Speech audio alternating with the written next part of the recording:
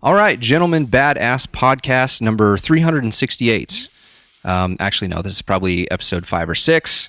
I'm not sure what order we're going to be doing these in, but this is definitely not number 368. But today we've got Austin Anderson in the studio. Austin is a stand-up comedian.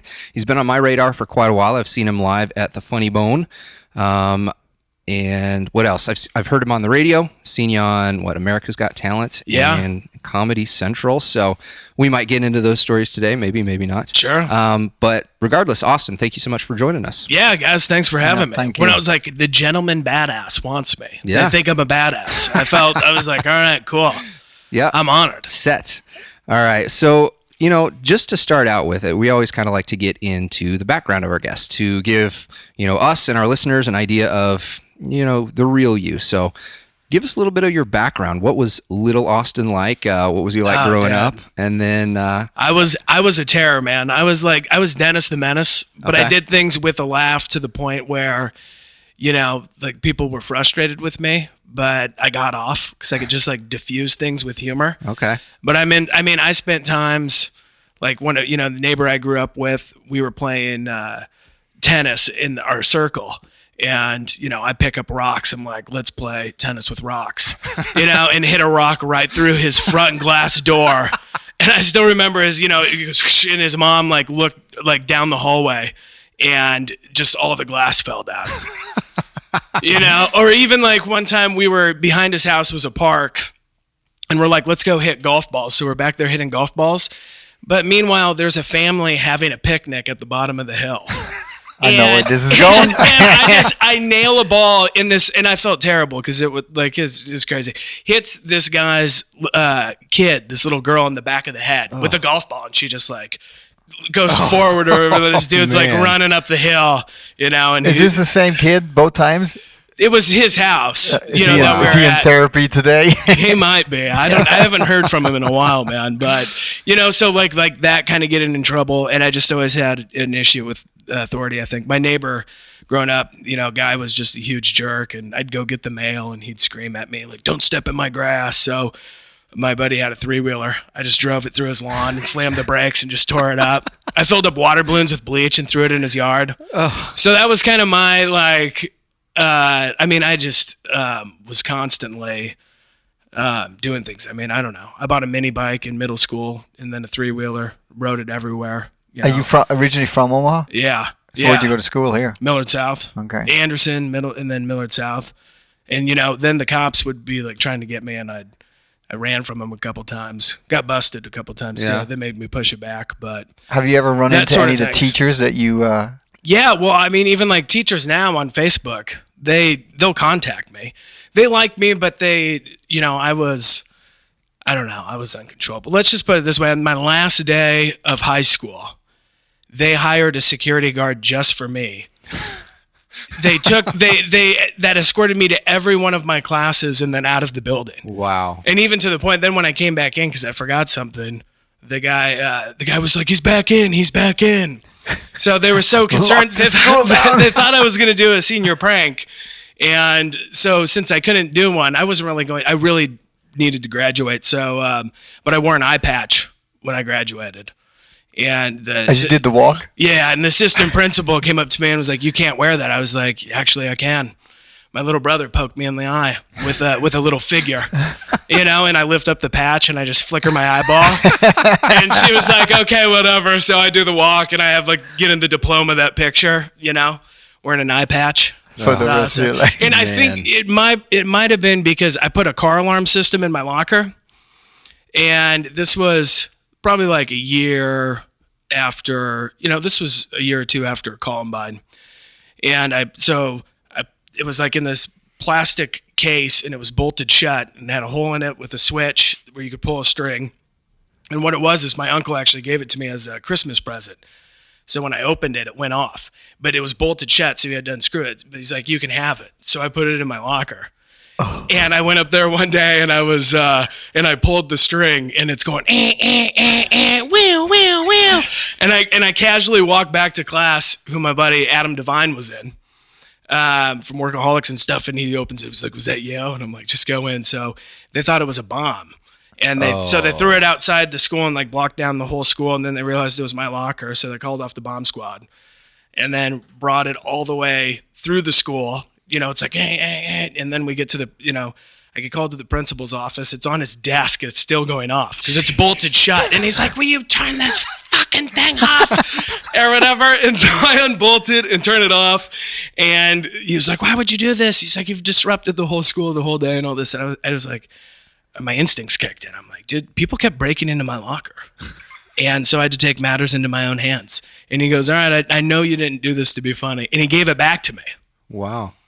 And how long after that did you use it again if they gave it back to you? Dude, you know, after that incident, because I think they called my parents, it disappeared. Yeah. I think I brought it home. I never saw it again. I think my parents took it away. Oh, man. Because I would have used it everywhere. Like, it was awesome.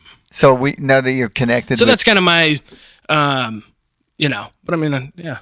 Now that you've connected back with some of your teachers and they find out that you're a stand-up comic, is there a lot of, could see that one coming? And yeah, they were. I mean, the first time I did stand-up was at my senior banquet. Oh, cool.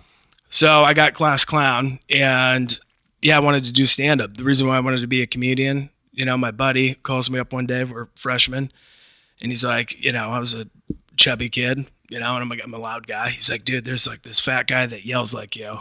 He's hilarious. It was Sam Kinison. Oh, wow. So we went and watched, he had just died. We watched the documentary on his death, you know, rented all of his deals at Blockbuster. And I just never laughed so hard in my entire life. I'm like, there's no rules there, man. I'm like, you get paid to just say like what you feel or like how you think of the world. And I'm like, I'm going to do that. So, so then the first time was being 17 and at the senior banquet. And they had just changed the Indians to the Patriots, because Indians were racist. Mm-hmm. So we got a vote, they said, but it was between the Patriots and the Rough Riders, because DMX was a huge deal. You know? So there's no way, looking back at it, there's no Rough Riders. No. You know, it was definitely the Patriots. So the one joke I remember that I did was, I was like, oh, we changed the Indians to the Patriots because it was racist. And I'm like, but the Patriots dressed up as Indians and threw tea off a boat to frame the Indians. Way more racist. Oh, yeah. This name is the most racist name, and that was one of the jokes that I remember, and got a standing ovation from, you know, all my classmates. Wow. And then after that, there was really no scene in Omaha. There's nowhere to do stand-up. On Mondays, I drove all the way to Kansas City to do 3 minutes at Stanford & Sons. Wow. Load up me and my buddies in the van and go down, you know. They'd put me in the, with the comics, be like, you want a beer? I was like 17. I'm like, yeah. I'm like, being a comic is awesome. And then moved to California after I was a year older than Adam Devine. Moved to California with Adam. Lived out there for a few years. Awesome. Were you getting paid at this point? No. The first time I got paid was in California. They asked me to do a show, and I was just, you know, a naive kid. Come to find out after the show, it was at a Mexican bar. This lady just screamed at me in Spanish the whole time. So I'm just like yelling at like the Spanish woman. She's yelling at me. I have no idea what's going on. I had to wait outside on the curb until it was my turn. I got paid $1.50. They split it between all the comics. Wow. It was in Compton. I found out when I was leaving, I got lost. I was in Compton at 19 at an all Mexican bar. Oh, man. Screaming at a Spanish lady. We had Shay DeGan on one of the podcasts, and I've known Shay for years, but I didn't know that he was a stand-up comic. And I was asking him, like, well, how much did you get paid? He's like, oh, you know, it was like $10. And I was thinking, damn, well, maybe you were just shit. But no, I guess they just exploited you guys in the beginning. It's a long way to the top if you want to rock and roll, man. Whoa. Like, it really is. And I mean, it took a while.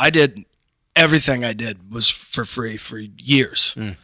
And, you know, with getting paid here and there. And then when I get into clubs like the Funny Bone and host, you know, then I'd start making money. Okay. How many times would it be that tough? How many times did you almost walk away? Or was there ever a point? Never at the beginning. But later on in life, I've walked away several times. Yeah. Like, I'm like, I just can't do it anymore.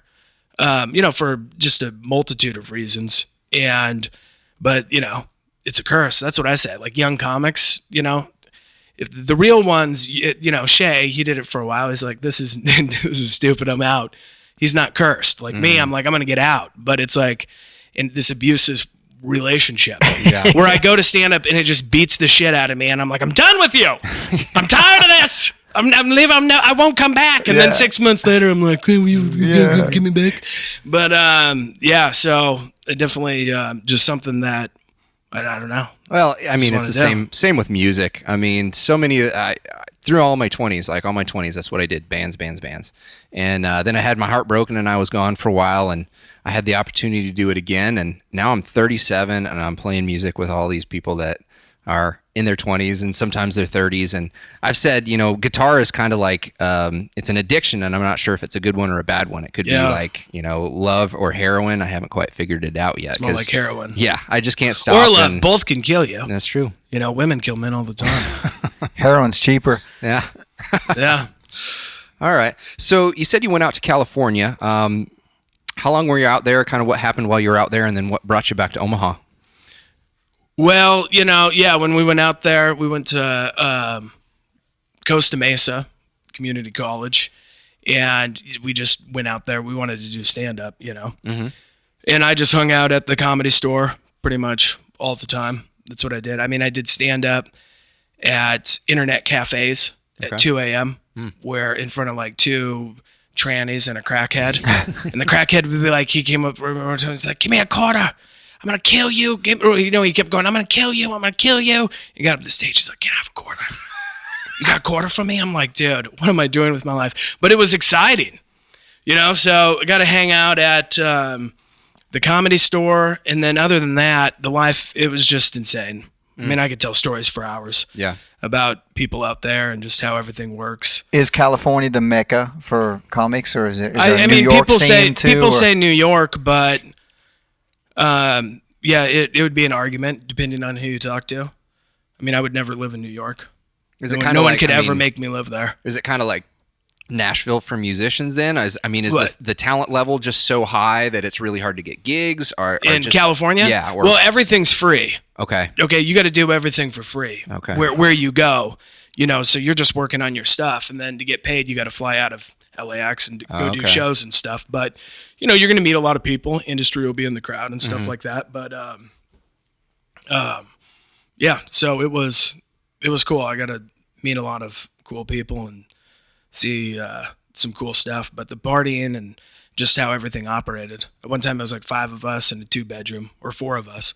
But then you'd have everything's so expensive that you'd have all these dudes that live with people, and then their leases were constantly going up. But you would meet these friends, but they're not really your friends. They just live with you or by you, and they'd be like, "Hey, man, can I crash at your place for a week?" And we would be, or like a weekend. We'd be like, "All right," and then they wouldn't leave. Like this one dude, Sean Daddy is what we called him. And Sean Daddy would look like Mike Tyson, and he was in his 30s, this black dude, but he bought us beer, and he was a super nice guy. But then he broke up with his girlfriend. She kicked him out. Hey, can I stay with you a weekend? Would not leave. Come to find out, he's like smoking meth. Mind you, we're like 20-year-olds, And I just remember he'd be like standing in the kitchen, just like doing curls, And we had this thing, I don't know how it got made up, but he'd be like, tick, tick, tick, boom, I'm a time bomb blowing up the Marriott. And he'd do all these curls. And I mean, he choked this woman in our apartment, and then these guys came up to fight him and kicked in our door, and he had like a butcher knife. And I mean, it was just, it was crazy. So I ended up moving home, and because I was still with my girlfriend from high school, and she was in college. I'm like, all right, well, I'll come home and we'll get married and I'll move back out. But then life happens and stuff, and we ended up adopting our niece, and just a bunch of other stuff. Gotcha. And then at that point, I'm like, because I've already lived out there and lived in like the places that I could afford with a family. Yeah. And I'm like, there's no way I'm raising my family in the parts where I lived that I wasn't even comfortable in, for that price. Yeah. So I'm like, if I ever go back out there, it'll be because I have, money. Yeah. But at this point, I probably never will because they're psychopaths. And do you have an agent at this point? Yeah, I don't have anyone I'm like signed with, but I have agencies that book me shows. But like when you were out there, no, when you were making $1, no, dude. The crazy thing is, do you have an agent taking 80 cents of it? I was finally, when I moved home, I was finally like, getting into places. Like I was getting into the Laugh Factory. I was getting into the Comedy Store. I was getting into the Ha Ha Cafe. Like people were calling me and asking me to do shows. And that was like at 20, 21. So had I stayed out there, then yeah, I would have been like a regular at Laugh Factory for sure, Comedy Store for sure, at Ha Ha Cafe. Okay. Because it was just starting to roll out. But So then as that was happening, do you think you could have, if the environment was better, do you think you could have made a living out there doing that, or was still you'd be working jobs? It's more or less getting on TV out there, Okay. which I think is more important. Okay. That's why, you really just don't make like a ton of money unless you're famous. And you have to be on TV consistently, like in a show or something, where people get to know you and you build a brand and who you are, and become famous so you can go out and be a draw for these clubs Okay. and stuff like that. Okay. So that's the main reason to live out there, Okay. I would say. Gotcha. So you moved back to Omaha, still doing comedy. So I guess, how did the career progress from there? Did you just kind of keep doing what you were doing, or? Yeah, man, I came back here and there was a comedy club downtown called Jokers that had been there for a while. This is when you could like smoke inside, which I miss, by the way. I've never been a big smoker, but I miss it because it was like freedom. Yeah. There's something about being like in the dungy basement of an old building where everyone's smoking, telling jokes. It's kind of romantic. Mick disagrees, but I would agree because playing the shows, I miss playing in the smoky bars, and honestly, like it's a feel like for an artist, it's more like you can't breathe and you smell terrible. Yeah. But there's something about it. I used to hate singing. I perform Irish music. Oh, okay. And like great pub, the Dubliner, but it's downstairs. There's no ventilation. Yeah. And you'd walk out of that place with no voice and your clothes just like. I used to take my clothes off in the garage before I went in my house. 'em. Yeah, I was like, oh, this is awful. Yeah. I don't know. It's different, but I guess singing. Yeah, but now it's if you ever walk into a place and they smoke, you're like, oh, brings back nostalgia. Yeah, you're like a pariah. If you, Yeah. Yeah. No, I totally agree with you because, I just have that, smell is such a trigger for memory. And so some of my first gigs, playing in bars where there was smoking, or some of the first concerts that I went to, probably more so, were in smoky bars. And, if you think about like history, those like a white Telecaster or a white Stratocaster from the 50s is yellow because of all this cigarette smoke that it's endured through the years. But then again, so has those musicians along. So I suppose I'll probably live a little bit longer, maybe have less fun of it times. So yeah. Okay. So yeah, I was down there at Jokers and I worked the door and I mopped and cleaned up after, but I got to stage time, got a host, and the club was packed. I mean, people were always coming in and it was awesome. And then the Funny Bone closed on 114th. Another place opened up, Jesters. Hardly anyone went in there. It was, pretty slow, but hung out there, every night that they were open, got a ton of stage time. And then when the Funny Bone opened back up, I just went up there. This guy introduced me to Colleen, and I was like, I want to MC. And there was this other MC, Sean Gannett, and she was like, well, there's Sean and stuff, but he ended up moving to LA. So there was no other comics at that point. So it was just me, basically. So I didn't even have another job. I just hosted every weekend for a year or more. Really? Okay. Picked up all the comics from the airport, took them all to Radio on Todd and Tyler, and just got to just hang out and just meet all these people, all these huge comics. People have been doing it forever and just lived comedy for Keep in touch with any of year them? and a half. Oh, yeah. Yeah. Yeah. They do. I've pretty much, I've done this for long enough that, I mean, unless they're really, really big, I've pretty much worked with everyone. Gotcha. Met everyone. Now, I found kind of with musicians, a lot of times, like whoever the lead guy is, not necessarily they're a jerk or anything. You just don't get access to them. But like all the people in their bands are just awesome. Like some of the nicest people. Is that the same with comics? Like, I'm sure there's a spectrum, but are they generally friendly? Can they be jerks, big assholes? Like, yeah. Some of them are friendly and awesome, and a lot of the more famous ones are terrible humans. Gotcha. Okay. Yeah.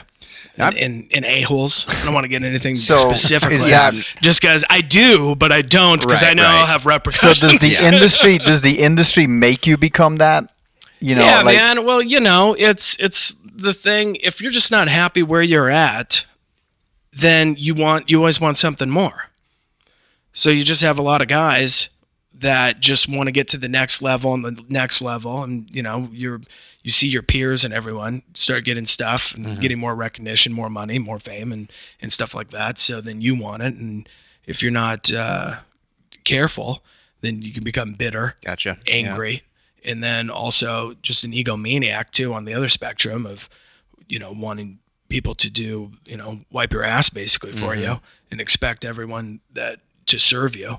Okay. And stuff like that. So yeah, the guys at the top in the fight game, the ones that are making the big money, they certainly shrink their circles pretty rapidly as they start to get more and more money because everybody wants something. Oh yeah, Is immediately, man. Yeah, okay. Family will want stuff. Your friends, everything. But the comics kind of look at you as having the hookup, and Yeah, yeah.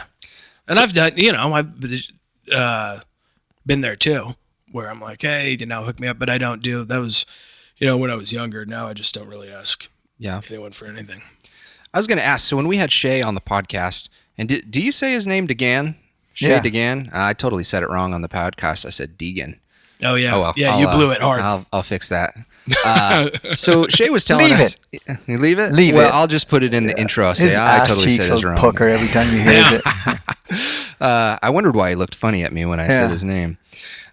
So Shay was telling us like he did comedy, and I asked him if he was ever ever wanted to go back, and he's like, no, I've never thought about going back. And I said, well, why? Don't you think it'd be fun? He's like, I never enjoyed doing stand up. Like, being a comic was awesome because you could go and you'd have a great morning. You could sleep as late as you want, play video games. But he's like, as the show started to come forward, I started to get just like this knot in my stomach. Is it the same for you, or do you like look forward to shows? How does that go for you?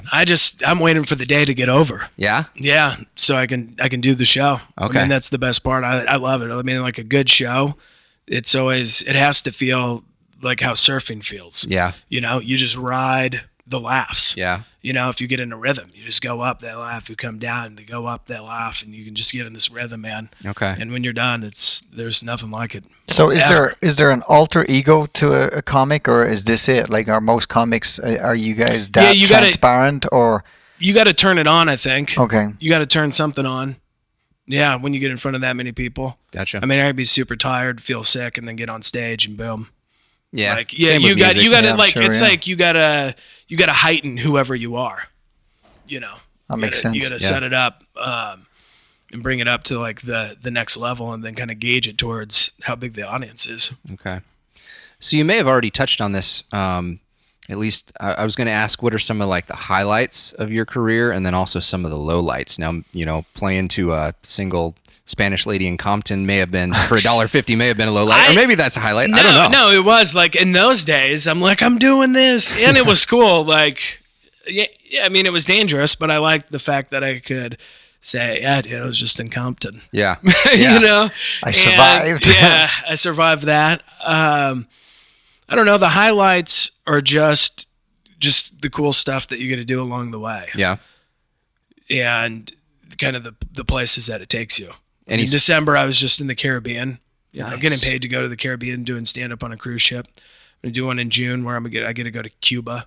Oh, wow. And, to being able to do TV shows and tour with comics and meet all these, really funny, talented people and stuff. So there's that. I mean, the low end are just not making enough money and in the grind and getting screwed over by bookers, getting screwed over by clubs, having to sleep in your car. Like when I was younger, they'd be like, hey, you can come feature, but you don't get a hotel.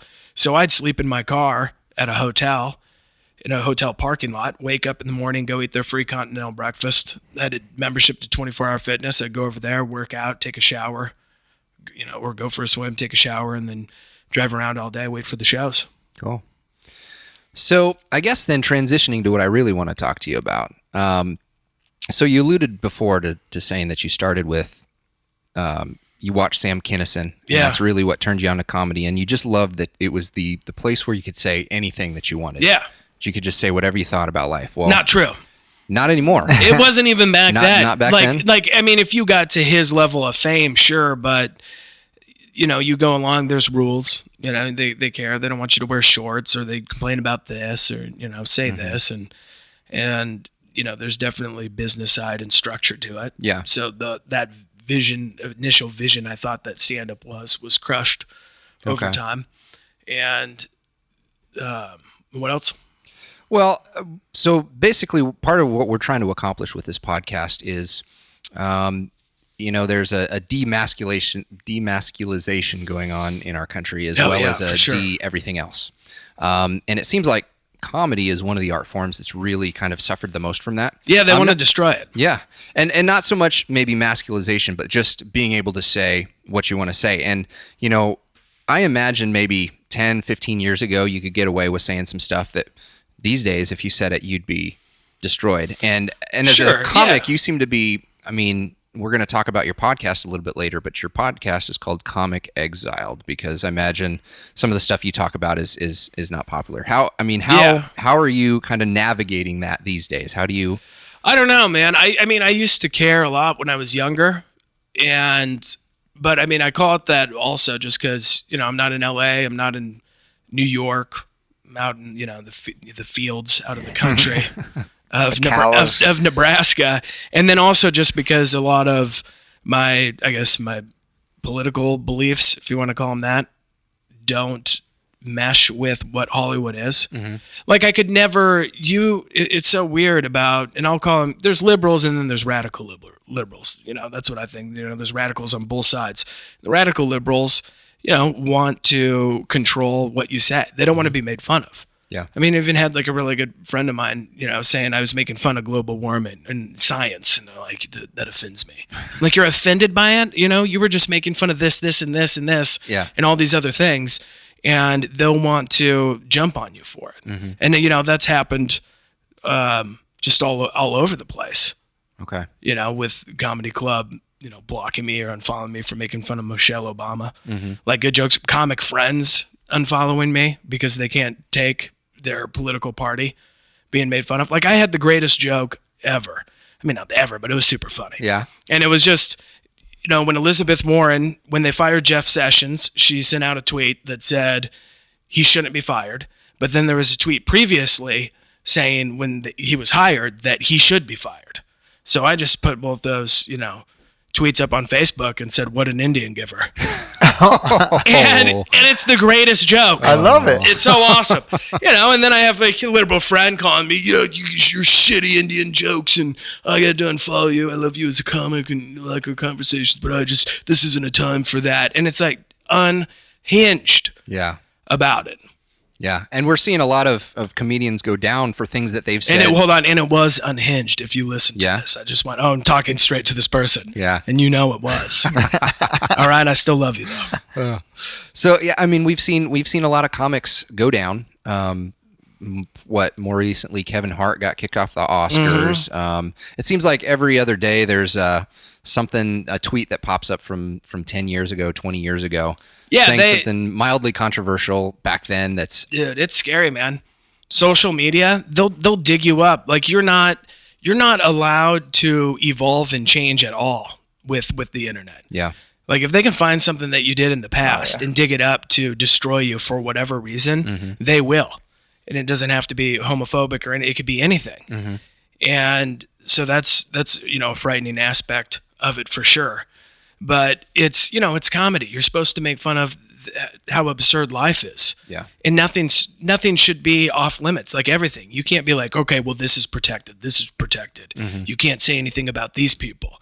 But then you target this other group of people, Right. Either we're all the same or we're not. Right. And we all have things that we can, that can be poked fun at and joke about. It's Yeah, important to laugh at yourself. That absurdity and just kind of license to make fun of it all is, I guess I'm lucky that I grew up in Ireland and, my early exposure to comedy was like raunchy Benny Hill, Monty Python.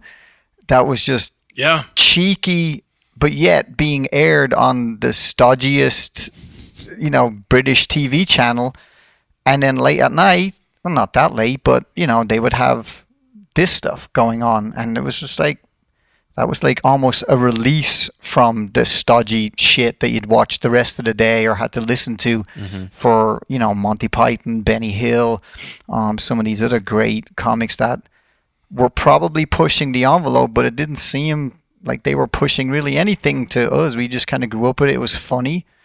I don't think they ever really got in any trouble for it that I know of.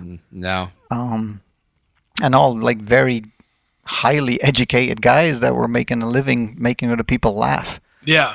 That could certainly probably beat the shit out of you in a debate about any of these things too, especially like the Monty Python team and all that. Those guys were all like Oxford educated. Yeah, they were incredible. Yeah. Bright. With satire and writing and everything.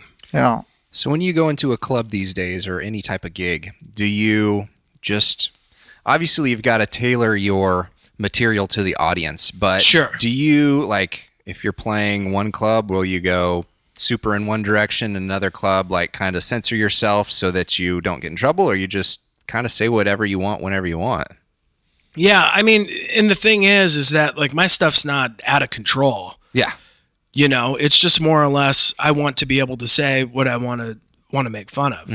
And yeah, it could just depend. Yeah. But I don't cuss in my act. I mean, you might catch me once in a while, but yeah, I don't, I just kind of go up there and just do my thing. Okay. So we're talking about absurdity. Yeah. And you kind of touched on like how absurd this social political climate seems to be in this country right now.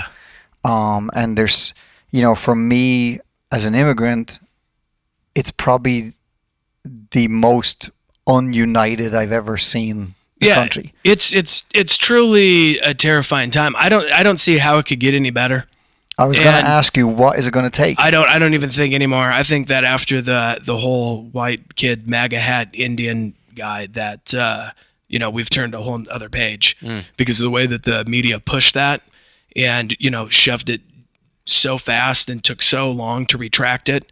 Because media outlets, they don't care. It seems like they post a story, and then if they have to retract it, it doesn't matter as long as they can destroy get the headlines the other side, because a lot of people never go back to look at the retraction. Right. How many people are really going to take the time to watch a 2-hour, video of that protest or whatever was going on to see what really happened? Right. They're just going to go, and then the argument is it doesn't matter. He was wearing a MAGA hat. Exactly. MAGA hats are swastikas. And I'm like, all right, well, where's Donald Trump shoveling people into an oven?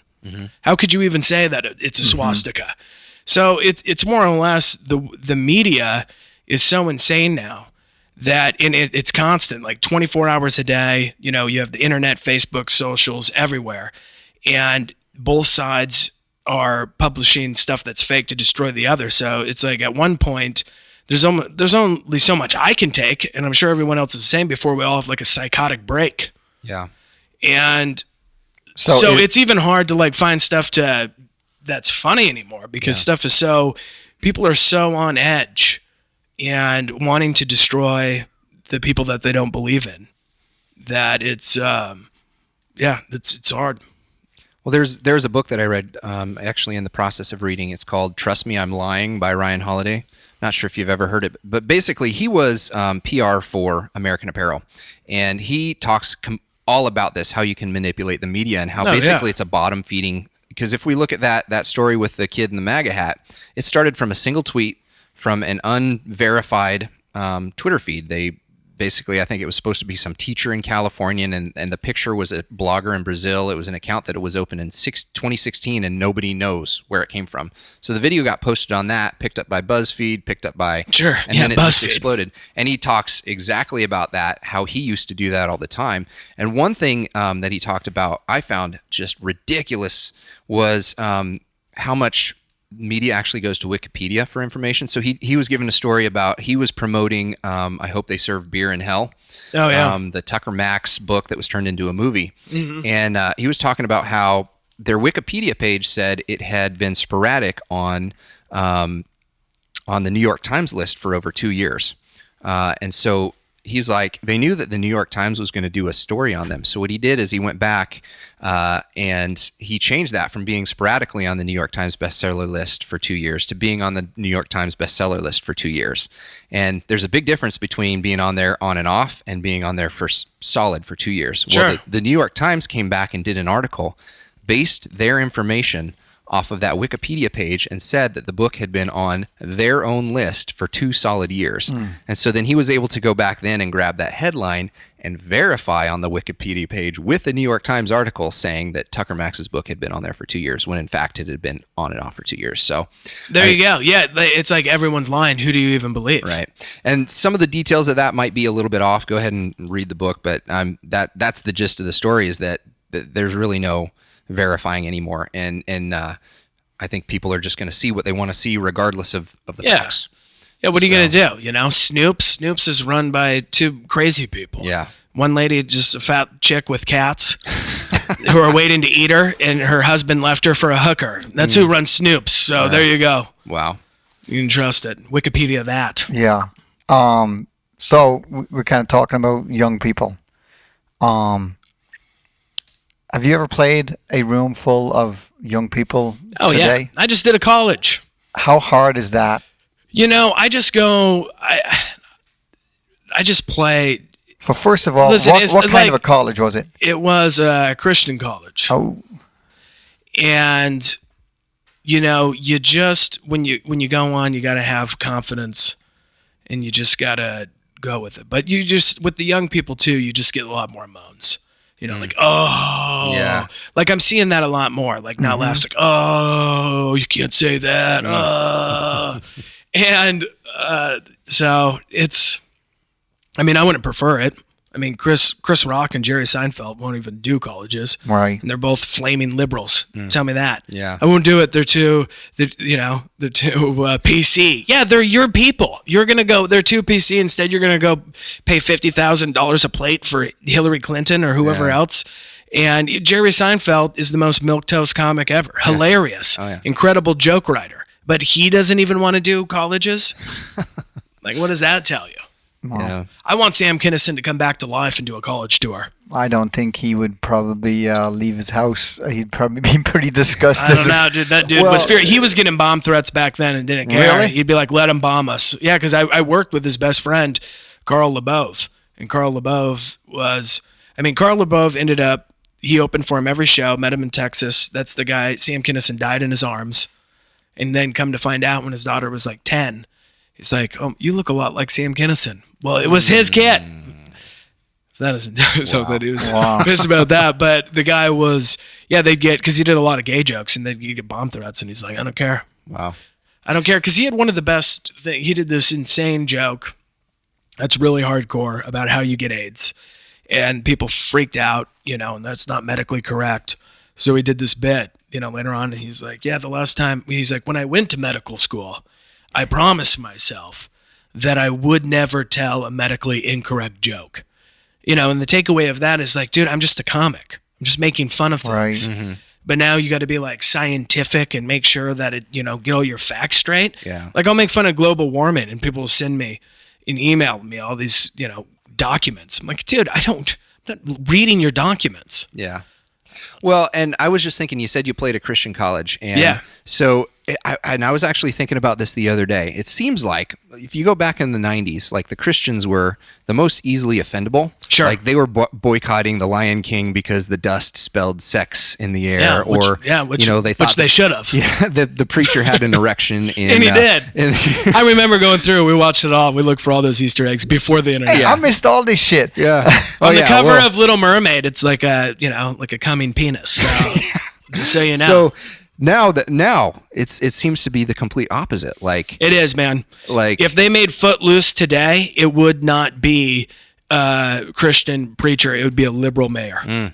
Yeah. So have you ever offended anyone that you had to have a face-to-face with them, like right in the middle of your act or afterwards, or? Yeah. I mean, I was How'd doing a you show. deal with I was that? making fun of Caitlyn Jenner. And basically the joke is, okay, you want women's rights, but then you're for transgendered rights. But a dude cuts off his wiener, wears a dress, wins Woman of the Year.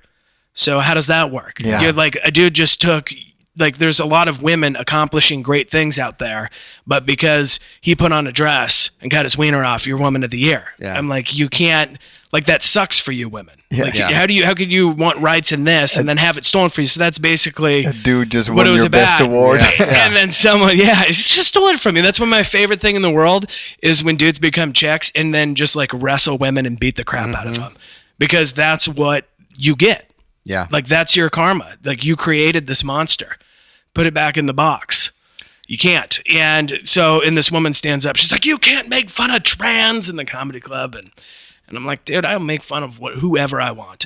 So she leaves. She's yelling at the manager, and even the manager's on my side. Like, it's a comedy club. Yeah. You don't want to be offended. Don't come. Yeah. You know, you need to leave. And she's going on, like, I don't know. She's like, 8 trans, kill themselves every year.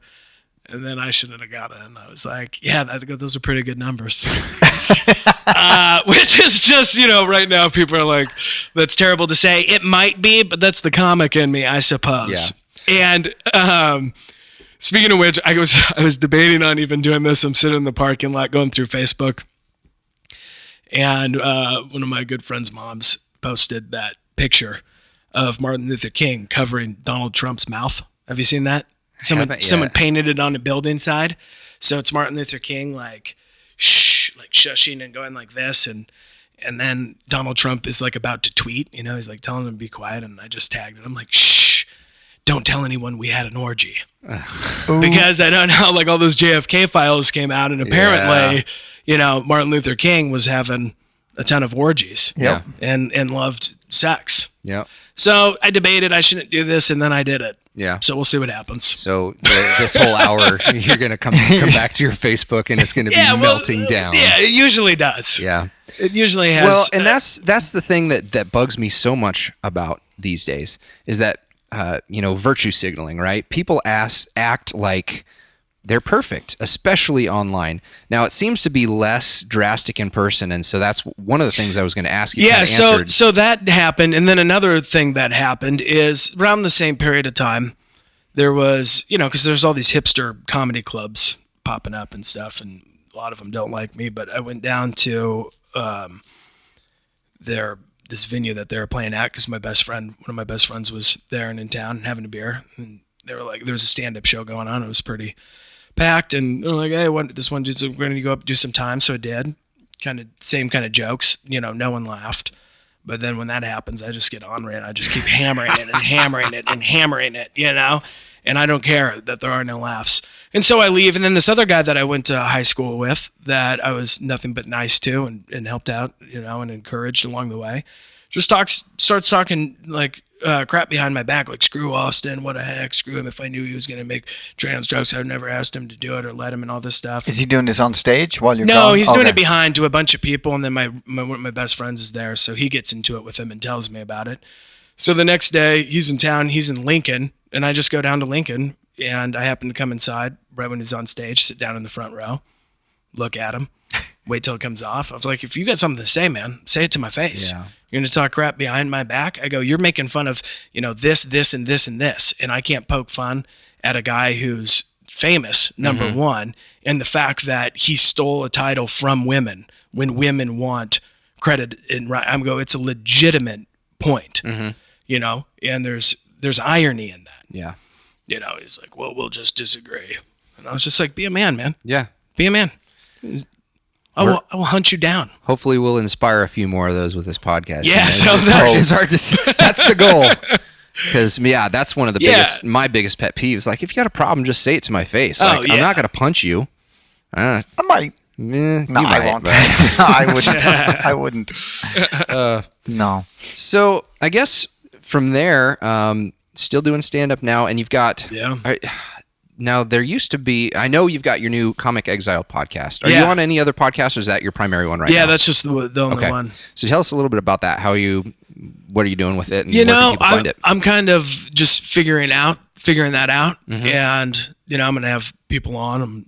Hopefully have you guys on, and and just see where it goes, and just trying to do it every day, and kind of just a different perspective on the world and comedy, and kind of pushing back against being emasculated and kind of the agenda that media pushes. Like that article you sent me one about 7 things that men need to get rid of. Yeah. And it's insanity. Yeah. Don't learn how to fix anything around your house. Learn how to decorate. Yeah. I mean, every list is literally just like, hey, cut your wiener off, put on a dress, be a woman. And I'm just not going to live that life. Yeah. At all. And so there's just a lot of that. I don't want people telling me what I can and can't say. I don't want people telling me how to live. And I mean, they're pretty much. Yeah, and I've listened to several episodes of your podcast, and I really enjoy it. And that it's fresh to me because I just get I feel the same way. I'm not interested in telling anybody how to live their life, but I'm even less interested in someone telling me how to live mine. Yeah, like it's like if you tell me I can't do something, I'm going to do it. That's like what it is for a lot of people. So if you tell me I can't make fun of something, I have to make fun of it. Just like how a flasher has to pull his wiener out at Walmart, like he's like, oh, I can't do this. Ah! Yeah. Yeah, I'm just tired that you sometimes have to that it's even a thought that what you might say is going to offend somebody. Yeah.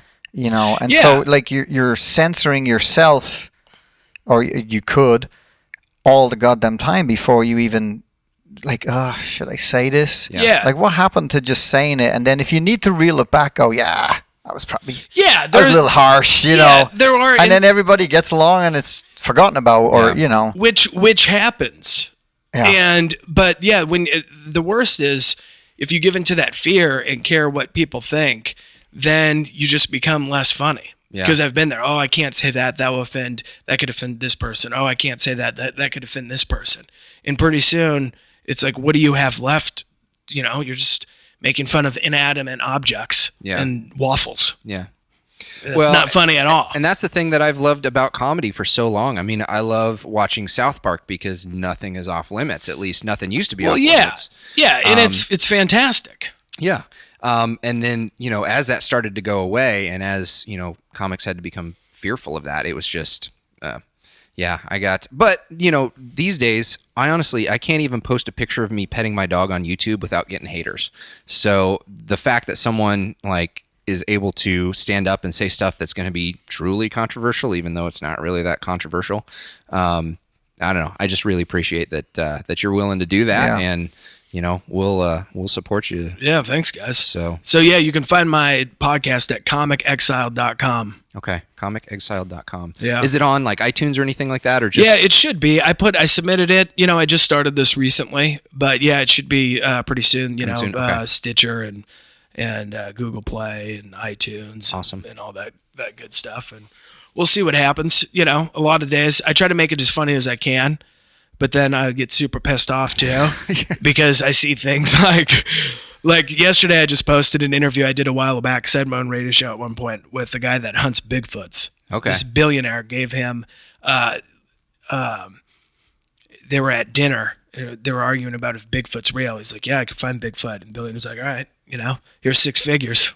Go find him. So they hunt Bigfoot, and I played that. He's not in this bar. He's not in this restaurant. I'm getting into the news, and I'm just like, I can't handle it. I am pro-life.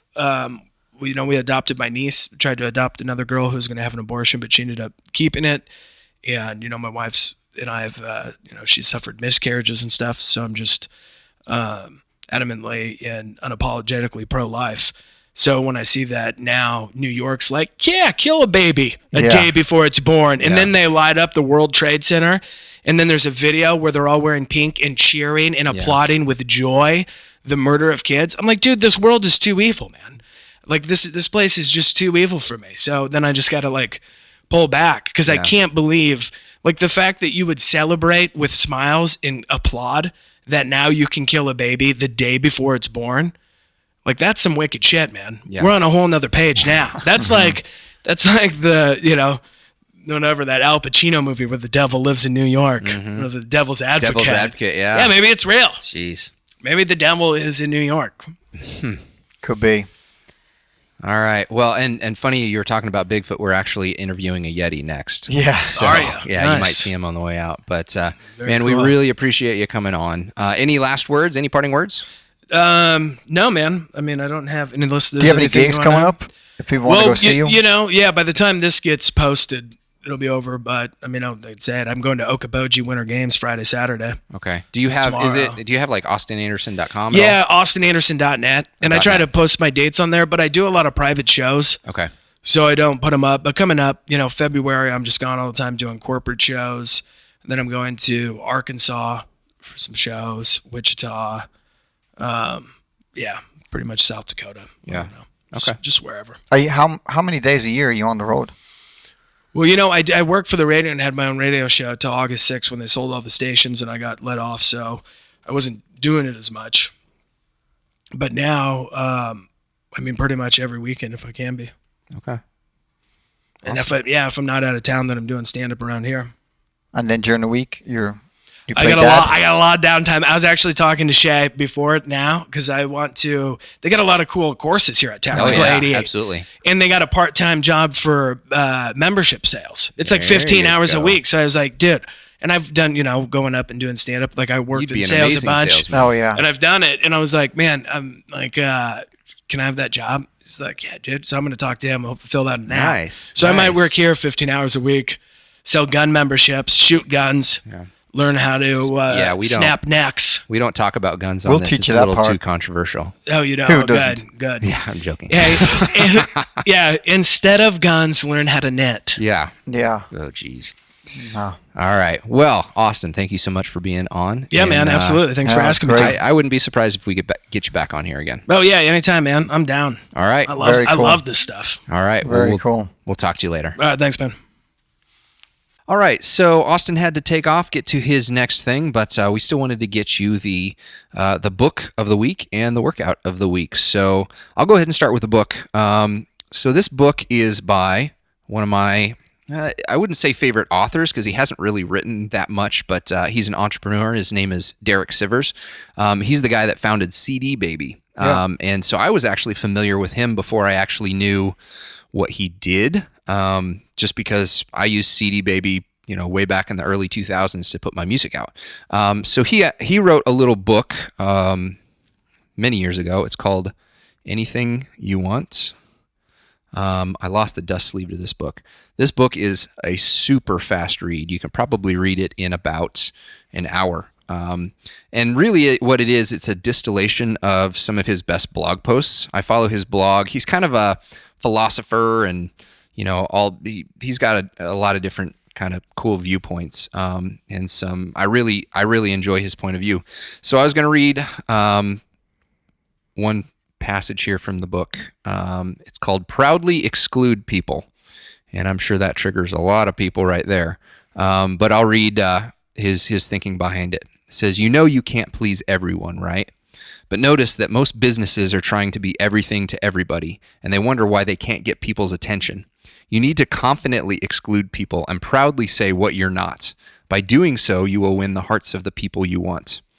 Hotel Cafe, a folk and rock music venue in Los Angeles, is a no-talking club. Big signs say no talking during performances. Performers are encouraged to stop the show if someone was talking and let the person know that he can go to any other club in town and talk over the music. This is the one place in LA where you can sit and really listen to the music. This, of course, makes it the most popular music venue in town. When CD Baby got popular, I'd get calls from record labels wanting to feature their newest, hottest acts on our site. And I'd say, nope, they're not allowed here. The record label guys would be like, huh? What do you mean you're not allowed? You're a record store. We're a record label. I'd say, you can sell anywhere else. This is a place for independents only, musicians who choose not to sign their rights over to a corporation. To make sure these musicians get the maximum exposure they deserve, no major label acts are allowed. It's a big world. You can loudly leave out 99% of it. Have the confidence to know that when your target 1% hears you excluding the other 99%, the people in that 1% will come to you because you've shown how much you value them. So really this book is, it's a lot on entrepreneurship, and it's kind of geared toward the music industry, but the lessons that he teaches could really be used for any type of business. So once again, the name of the book is Anything You Want by Derek Sivers. Really quick read and some just really concentrated, distilled good information on it. So that is the book of the week. I will have that on the bookshelf on thegentlemanbadass.com, as well as the workout of the week. The workout of the week today is actually a boxing workout. It's very simple. You only need to know 2 punches, the jab and the cross. The jab is always done with your lead hand. The cross is done with the rear hand. Both are straight punches. This workout starts off like this. You get close to the bag and you throw 2 fast jabs, basically literally as fast as you can. Then you're going to take a half a step back and you're going to lever 2 power jabs with the same hand into the bag. Then I'll go 3 fast, take a step back, 3 hard. Step back in on the bag, 4 fast, 4 hard, 5 fast, and so on until I hit 10. Once I've hit 10 jabs, I'll switch my stance. I'll go southpaw, and I will be using my right hand this time. Same sequence. I'll go 2 fast, 2 hard, 3 fast, 3 hard, all the way up to 10. Once I've done that, I'm going to switch back to the left side and begin the drill all over. This drill you want to do without a break. So you will keep on punching until you have done 5 sets on each hand. 5 sets on each hand. 2 fast, 2 hard, 3 fast, 3 hard, 4 fast, 4 hard, all the way up to 10 with the left hand. Go to the right hand, and that is 1 set of 5. And then you do 5 sets. If you have the energy, if your arms don't already feel like lead, the next thing you'll do is you'll stand in front of the bag and you'll throw jab cross as hard as you can. A jab cross will count as 1. I'll do 10 of them, then 10 push-ups. 8 push-ups. 6 push-ups. 4 push-ups. 2 jab crosses, and 2 push-ups to finish it. And your arms should be toast. Yeah, I remember that workout. Yeah, we did parts of it this year in the 2019 punch workout, which just had actually 2 sets instead of 5. Workout is very quick. It should take you probably less than 20 minutes to do the whole thing. Yeah, I think by the time I got to the push-ups, I might have done the first 10 normal, and then I was on my knees for the rest of them. And it was sloppy on my knees. And Josh brought up a good point. If you do have the energy to try to do the push-up drill and you have to go to your knees to finish the push-ups, that's fine. Just get the numbers in. Yeah, better form. Good form is better than bad form, obviously. Yep. So the workout of the week. All right, I will put that in the show notes. As always, thegentlemanbadass.com. We've got merch. We've got our hats. We've got mindset journals. We're going to keep adding to that collection, as well as the bookshelf. We'll have all of the books that we've featured as the book of the week on the bookshelf. And then also we'll have Patreon launched, hopefully by the time this comes out. You can get on there and support us. We'll have actually several different tiers with some cool things like discounts on merch. Bonus footage. Yeah, we'll have some videos. Exactly. Exclusive stuff that you can only see on Patreon. And then all the way up to potentially one-on-one mentoring via Skype or even in the gym if you're in the local area through that. So check out the Patreon. And check out our website. If you're on YouTube, please subscribe. That helps us quite a bit. Right now, YouTube kind of changed the rules, so we don't have a dedicated domain. But if you go to our website, there's a YouTube link, and it'll take you right there. Or if you just search The Gentleman Badass on YouTube, you should be able to pull it up. So really appreciate you listening. Any final words, thoughts? No, we just want to encourage you guys to keep sharing this. If you believe in what we're trying to do, that it's okay to do manly things and be a good human being, and which is really kind of the crux of what we're all about here. Share this and spread the word for us. Excellent. Well, we will talk to you next time.